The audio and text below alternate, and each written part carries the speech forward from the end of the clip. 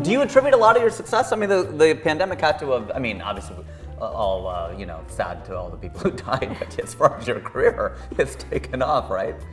Do you think the pandemic helped? Who's to know how it would have gone another way, right? Because I had a lot going on right before things shut down too.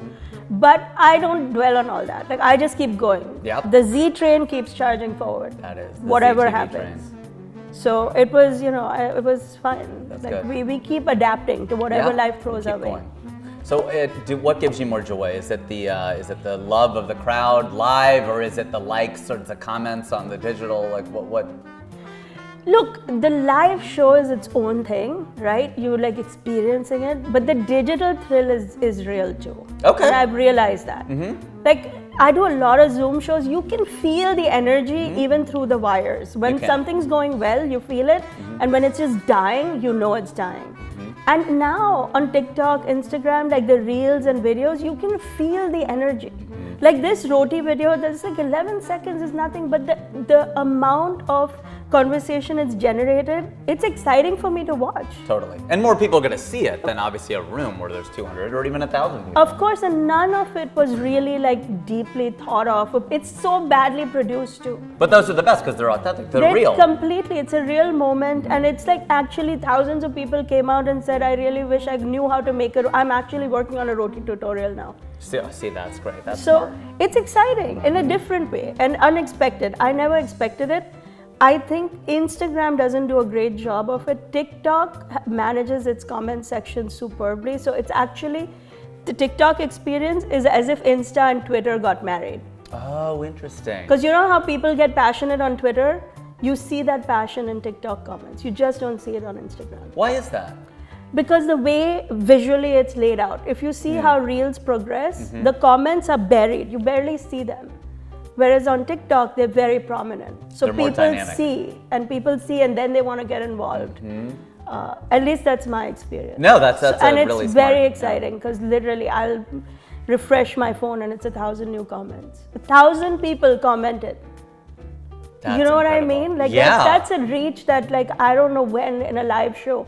In a live show, the best you can hope for is an applause break or a laugh. Yeah. Here, they're like giving you real-time feedback. Like that helps me develop the next version. Because a lot of that stuff then goes into my stand-up act. When I know that a vibe is resonating that hard, then I'll take it and write a joke around it because I know it's going to work. See, this is a good marriage then, Twitter and Instagram for the TikTok comments. Because what you're saying is funny, like you can perform live in a Zoom, and that's still live, you can feel it, and you get comments like you would online, but that marriage is actually crappy. Yeah. Because it's actually the worst of both worlds, because you're getting these crappy comments and the live experience. And the other thing what I noticed with performing on Zoom shows is you can never look them in the eye. Yeah. Right? You're looking into the camera, and then when you want to look down, you can see them, but you can never have that eye-to-eye connection. Like in a crowd, you can be like, this guy knows what I'm talking about, whatever, all this kind of stuff, where you can actually speak to the audience to get that kind of feedback. And you speak to the audience in your shows, right, live? Yeah, a little bit. Not a lot. I don't, because I have a lot of jokes. Yeah, it's like don't give them that. They paid to see you. Yeah, I mean it's a philosophy. There's some people who are masterful at crowd work. That's their thing. I love writing the jokes. That's my thing. So I try not to do too much crowd work. It's not my favorite thing to do. I'm very excited to try the next show. Sure. But I do, of course, you have to bring the audience in. Yeah, you want to be in the room. Yeah, of Sure. course. How long are your shows, or what's an ideal length of show for you live? I would say 45 minutes if I'm headlining, 45, and like one opener would be perfect. Opener like 10, 15 minutes? 10, 15 minutes. Yeah. Because I find that people's attention spans are... How long is it? It's... I think 2-3 years ago, 90 minutes was an ideal comedy show. And that would be for you and an opener, or like multiple people. However you want to cut it, 90 minutes and people want to be out. I agree. You've been served your drinks, you've had whatever, and I personally find that in today's generation, the threshold is a little bit lower. I think it's closer to 60, 70 minutes, to be really honest. Yeah, now, please be honest. From a club point of view, can you do that? I'm not sure, because there are all these other logistics involved. Yeah, they got to get the food served and the waiters, and they got to cut the staff. And exactly. There's a whole process. The comedian is practically incidental at a comedy club. Yeah, exactly. That's the way the money is actually made. The real money is the food and the envelope. Exactly.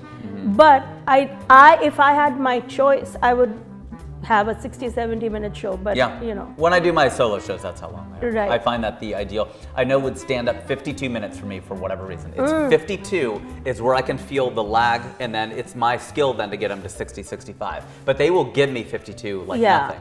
But then it's like, okay, for me to get to that, I have to earn that last 17 minutes. And it better be fire, because otherwise they're gonna start checking. They're tired. And I've seen it happen with Seinfeld, Jim Gaffigan. Like after like 40, 45, they're starting to like, okay, we get it, you're really funny. We got it. You know, How much can they laugh? but like I haven't checked my Twitter and you know. I gotta leave another comment on Zarna's video. I gotta see if her mother-in-law is still alive. That's what I gotta figure out at this point. Did you like that? Well, there's more. Please like that video, share it, and subscribe for more.